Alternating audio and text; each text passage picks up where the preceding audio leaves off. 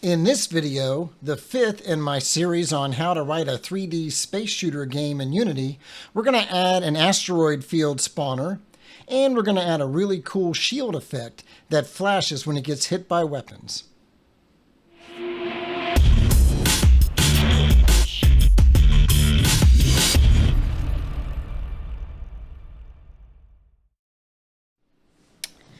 Okay, so in our previous video, we added the asteroid and the ability to destroy the asteroid.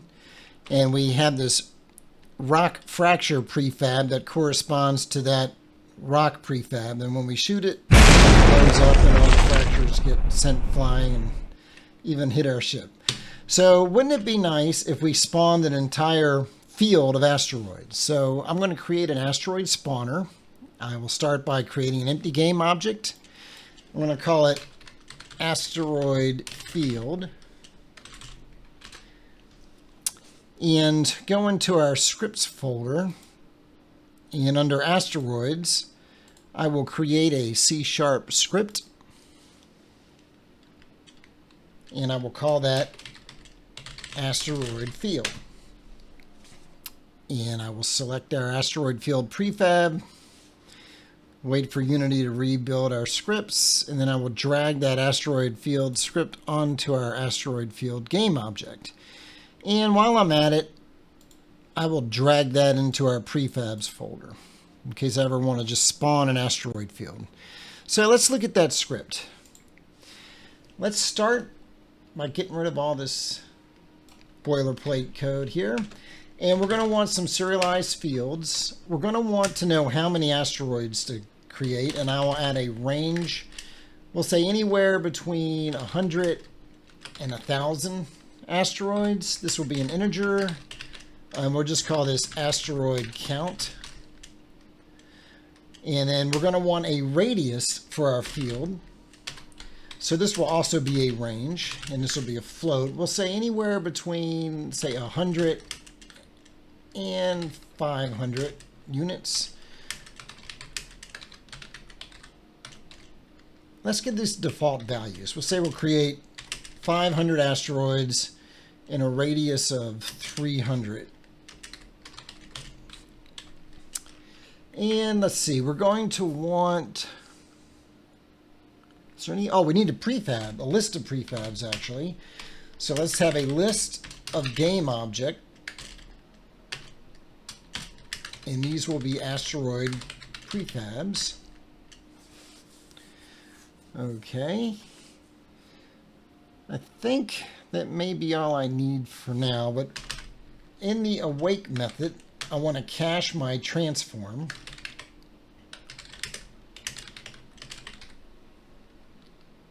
And we will create a field called transform. And we're going to want to have a spawn asteroids method. And we will call this from on enable.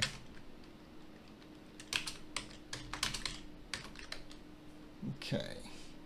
So in here, we're going to loop from 0 to our asteroid count.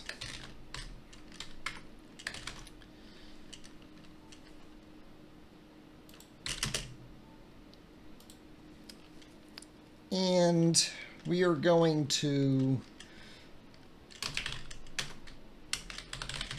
instantiate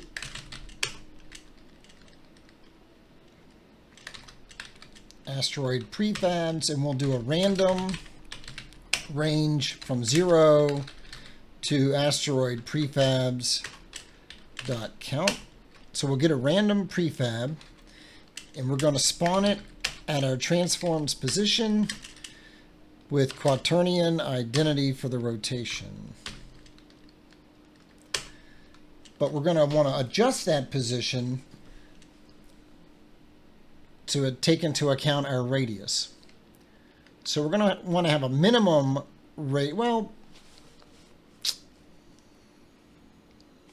we're just going to use the radius. I'm going to use something called inside unit sphere. So I'm going to say that asteroid.transform.position plus equals random inside unit sphere times radius.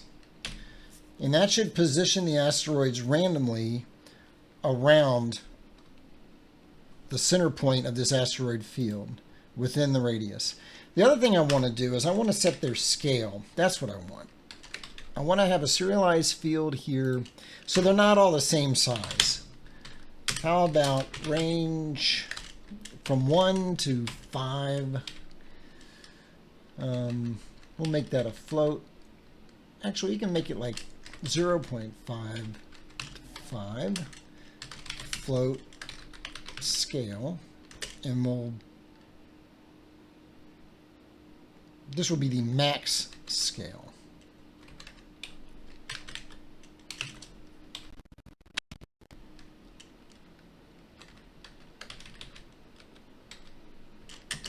We'll default that to 5.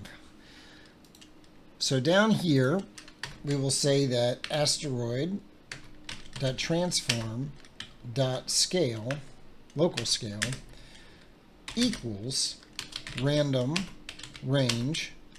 We'll go from 0.5 to max scale.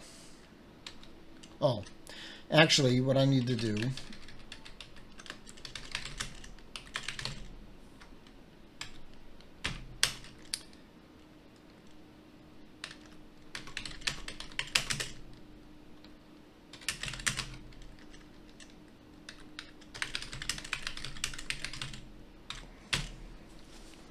there we go. All right, so that will set its scale randomly and its position randomly. The other thing I want to do is I want to apply some torque. So we'll say asteroid.transform.add a rigid body. We need to get the rigid body. So we will say asteroid.get component rigid body. And if we have one, we will add torque. And this will also be a random inside unit circle times random.range anywhere from 0 to maybe 50.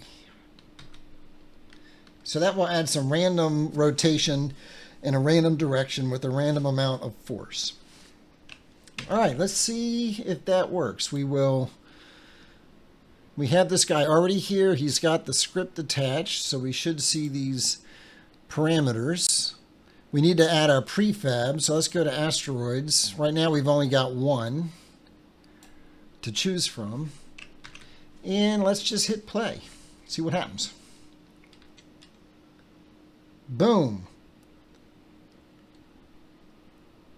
There are our asteroids.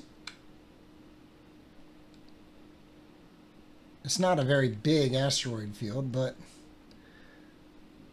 I think that looks pretty cool. Boom. Start blasting our way through these. Cool. All right, so they're random size, random rotations. Of course, they're all the same prefab. So what we need to do next is start creating some additional prefabs for our asteroids. Okay, so to create a new asteroid prefab, we're going to go into our asset store packages to our breakable asteroids. And we've got all these different asteroids here that we can use. So let's bring in Rock 2 and Rock Fracture 2. And let's look at our prefab here. So we've got, oh, I just realized this script is actually from the demo, from the third-party asset pack. We don't want that. We're not using that, so I will remove that component and I will override my prefab. And so for this one, we know we're going to want to add our own asteroid script.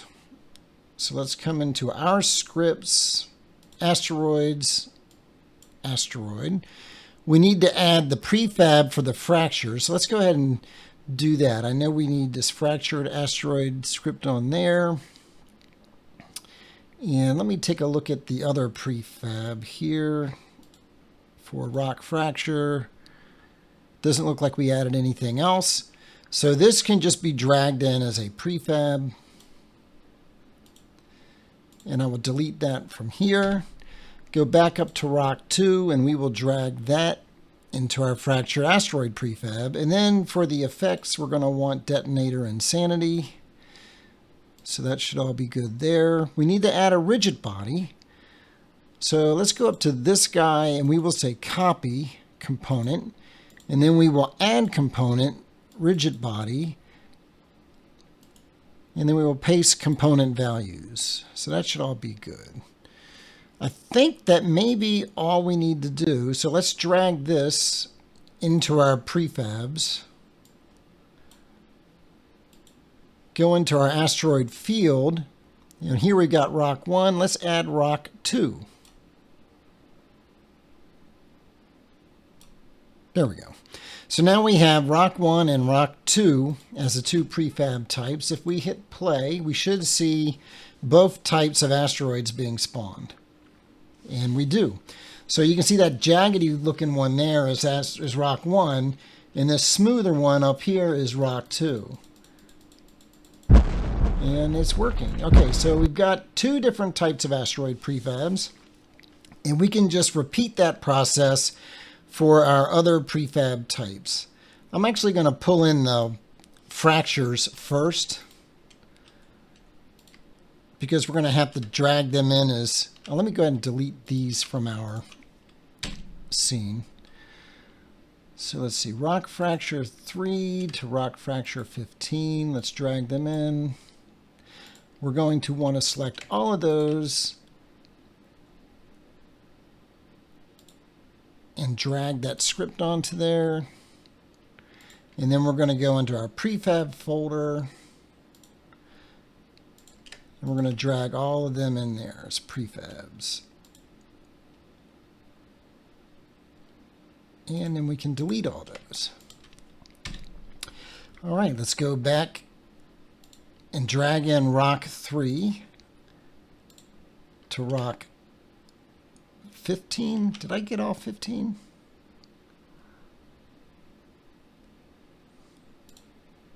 Yes, okay.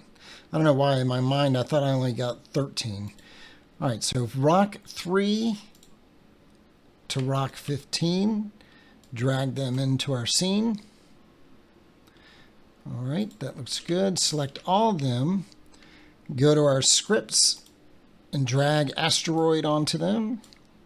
We're going to want to add a rigid body, and we probably didn't actually do anything special, so I don't need to copy and paste component values. Then we want to drag in the appropriate fractured asteroids. Well, first let's go ahead and do the explosion since they're all going to have the same explosion. Okay. Now we have to do these individually.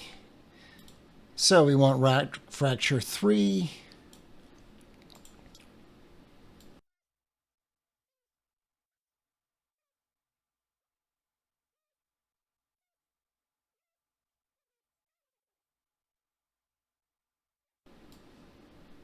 All right, and then all of these will be dragged into our prefabs folder.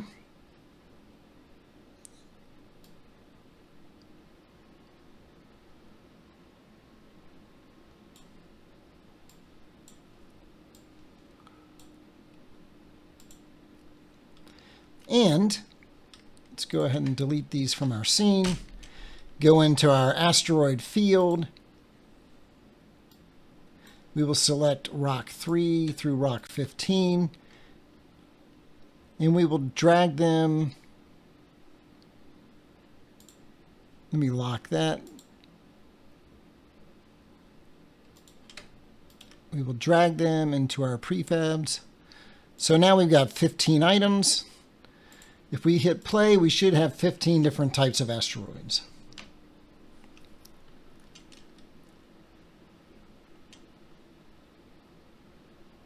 And the way we can test this is I can turn off maximize, and we can come over here and look in the inspector in our hierarchy. And you see we got rock 8, rock 1, 9. We got rocks of all different types in there.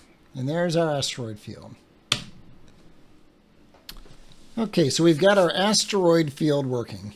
But I want to do something a little bit different. I thought it would be cool to show you how you can have a shield on a ship. And then when the shield gets hit, it can kind of flash in opacity and then fade out. So to test this out, we'll go into our high-res spaceships and we'll grab a different ship. We'll grab the red one and pull it out here. And I'm just going to shove it out in front of our ship a little bit, raise him up a little bit, maybe rotate him a little bit.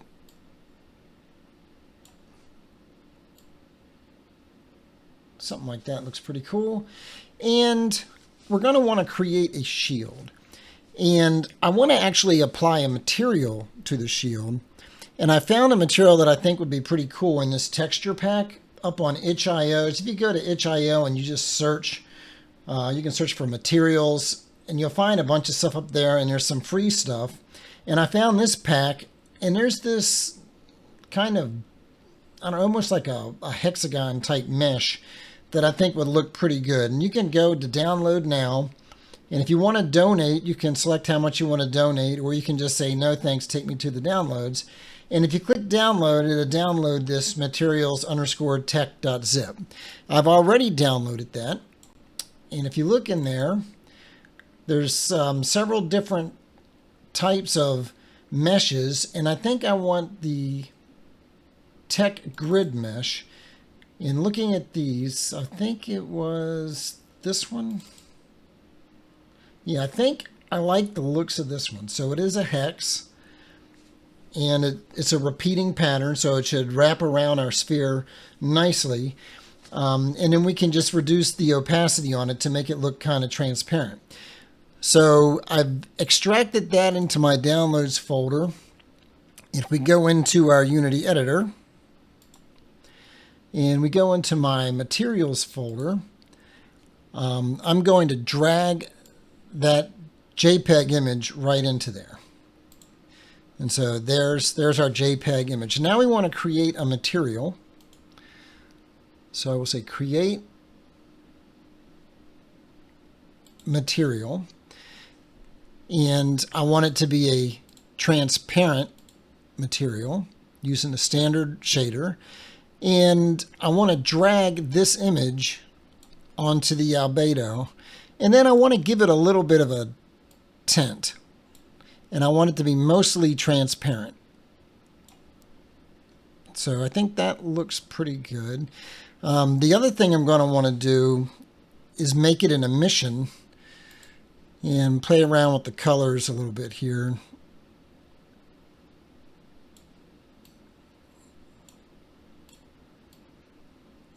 And so the idea, if I was to add a sphere, so down to 3D object, sphere, and then on our mesh renderer for our material, let's rename this.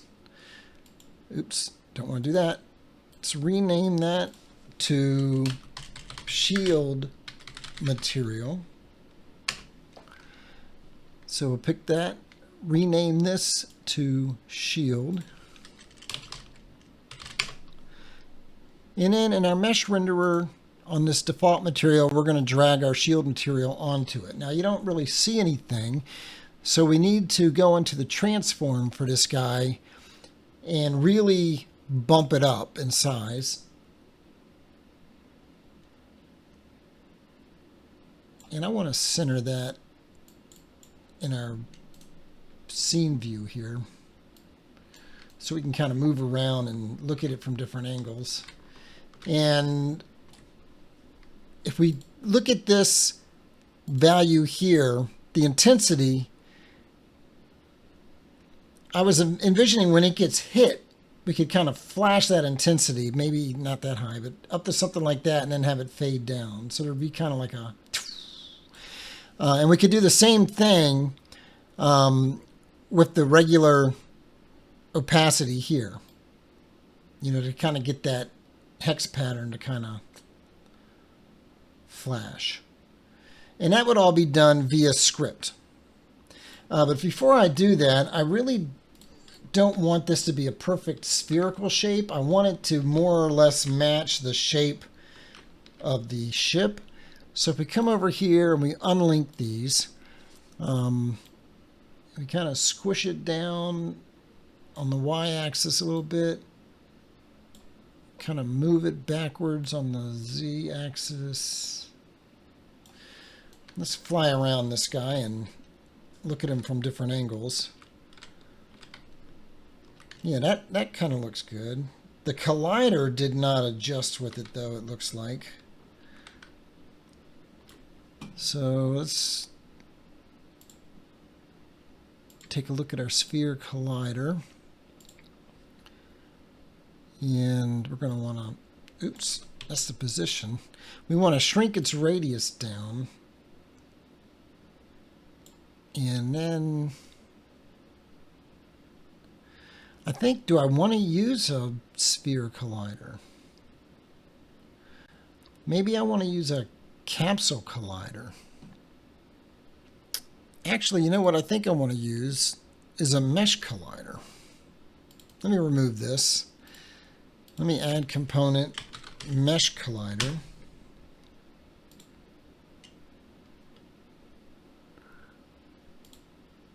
Yes, I think that's a lot better. All right.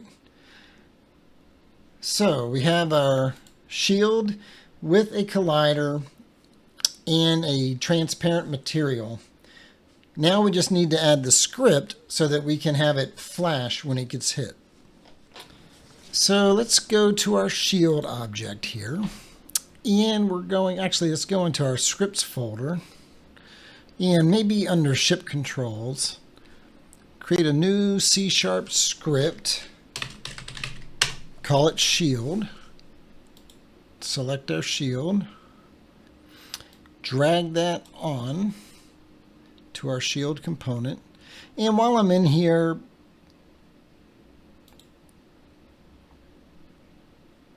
don't really know if I want to put that in a subfolder. I'm just going to create a prefab for it. And go into our shield script. Get rid of all this boilerplate. And what are we going to want? We're going to want several serialized fields. The first one is going to be a color, and that's going to be our flash color. So by flash, I mean when it gets hit, I want to flash it to this color. And then I want to gradually fade it back to its original color. And we'll default that to the color white.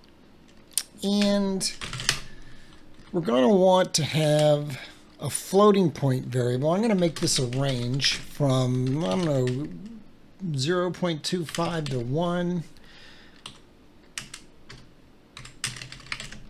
And this is going to be how long it's going to take to fade out. And we'll default it to ½ second. Okay. And then we want to have the minimum intensity. Remember, intensity was the field on the emission property.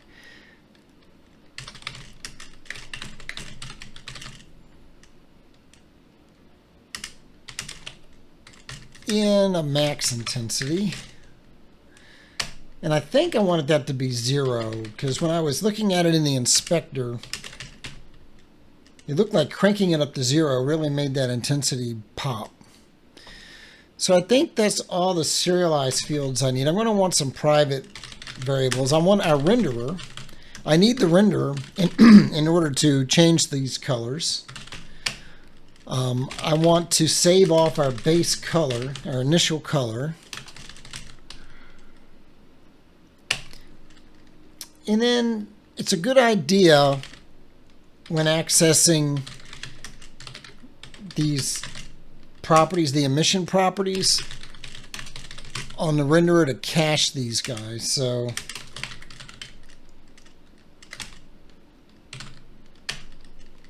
I'm going to want the emission color property. And I think I didn't want that plus sign to be in there. And that's just for performance reasons. So in the awake method, I need to grab my renderer.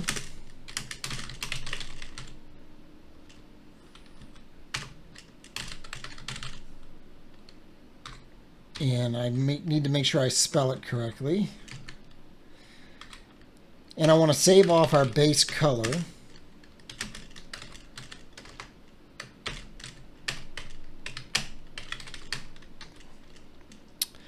Okay, and we're going to want to implement the iDamageable interface.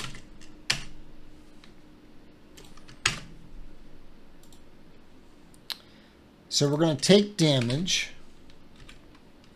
And ultimately, I think when we're going to want to have a certain number of hit points, for lack of a better word, that this shield can take before it's destroyed. And we'll probably want to make that a serialized field. But for now, I just want to work on the visuals. I want to see that when we take damage, that we flash. And I'm going to do this in a coroutine. I'm going to create a coroutine enumerator flash and fade shields. And so in here, I'm going to say start coroutine flash and fade shields. So whenever we take damage, we're going to flash and fade shields. And this is where the magic is going to happen.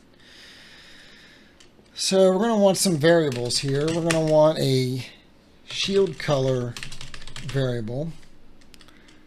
And then we're going to want to grab the current emission color. We're going to get that off our renderer. Material, get color.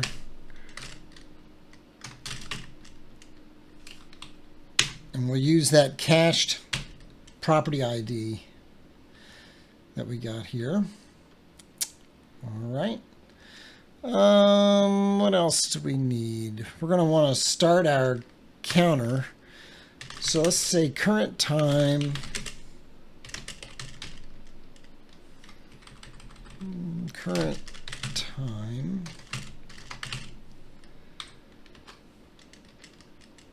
We're going to set the intensity to be our max intensity. And while current time is less than fade out time,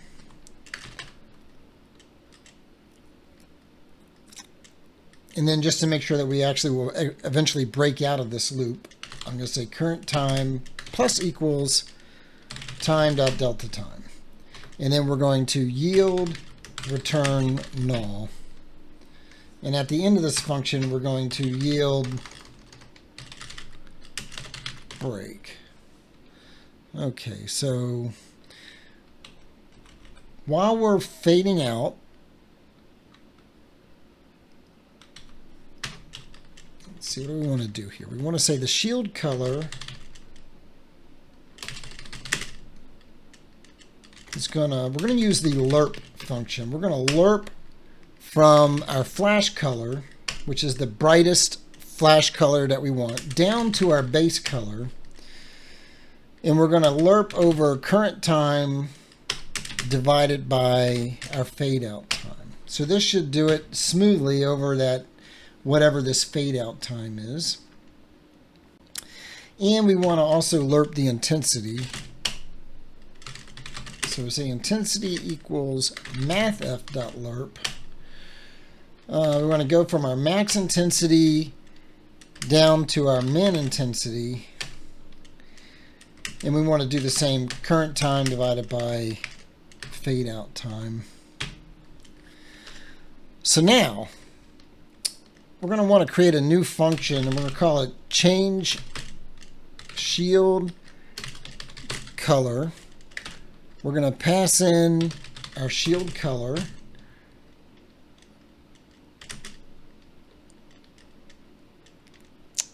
And we're going to pass in our emission color times This is just a little something that you need to do to make sure that the intensity is applied correctly. I don't really understand why, but it's a way that they represent the intensity value. You have to do this little equation here. Oops. I was trying to, Is it Alt-Enter? Oh, Alt-Enter. Okay, create method. Shield color, emission color. What do we want to do in here? We want to grab our renderer's material color and set it to color. Shield color. Okay, and then we want to set the material emissions color to be emission color. That should do it if I didn't make any mistakes. So what do we want to put in those values? I think, well, if we go into the material,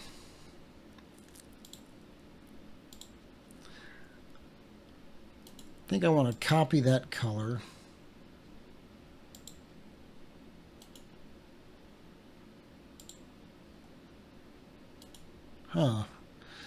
Well, it wouldn't let me paste that. Let me just do that, and then I'll crank the opacity down a tad. Probably, maybe about 50%.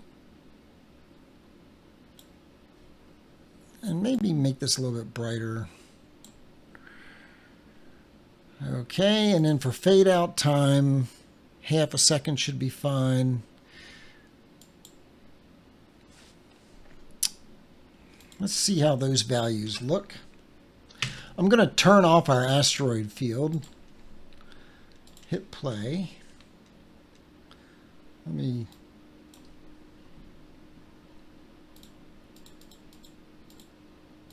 That's pretty cool. Let me crank up that intensity a little bit.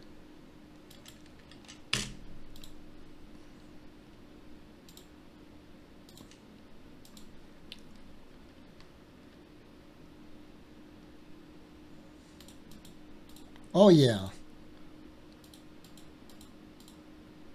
I think that looks really cool.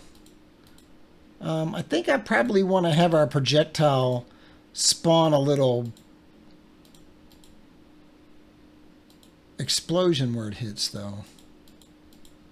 And I think our projectile is continuing on even after it hits. So we want to make sure the projectile is destroyed when it hits something.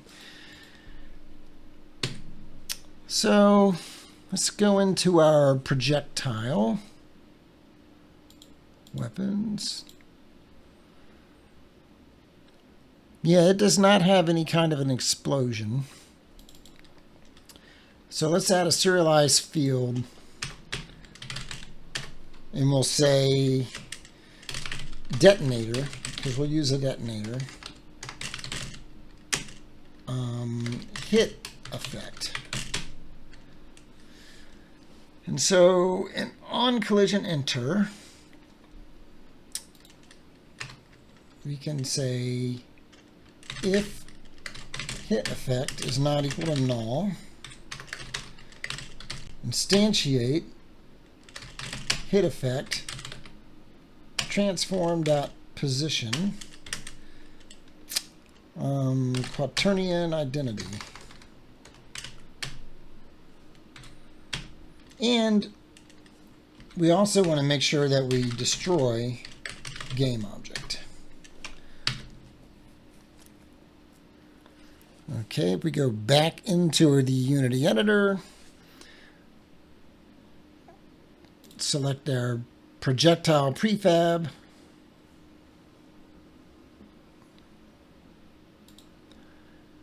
And let's see, under effects, tiny. Okay, hit play.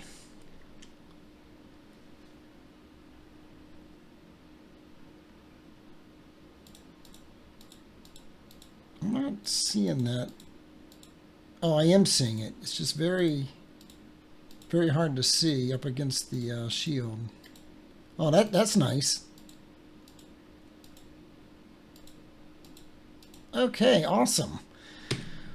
So there you go. We've got an asteroid field. I'm going to go ahead and turn that back on.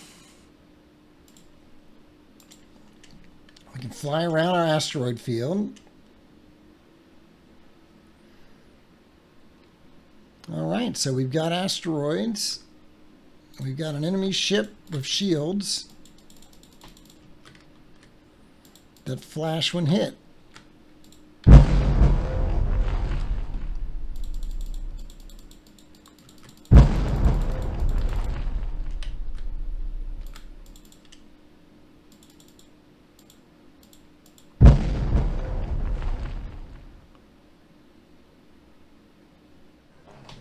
Actually, I think one more thing I'd like to do before I wrap this video up. I'm noticing those shields look awfully opaque. So I want to go into the material and maybe reduce it down even more.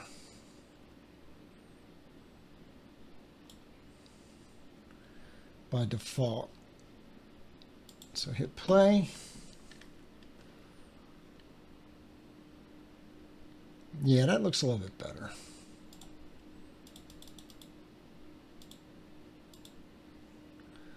I've noticed that our rocks are falling.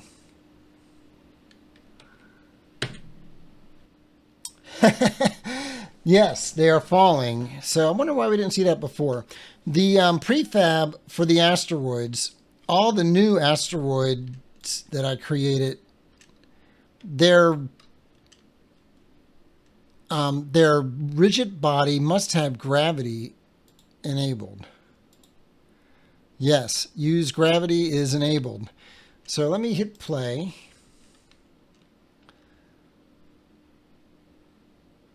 That's better. I wonder why they weren't falling before, though.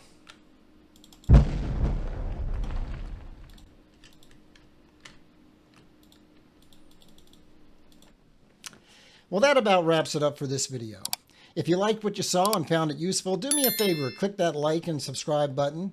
And if you have any questions or comments or maybe a suggestion about what you'd like to see me cover in future videos, drop a comment below and I'll get back to you as soon as I can on that. Thanks again for watching and good luck on your game development journey.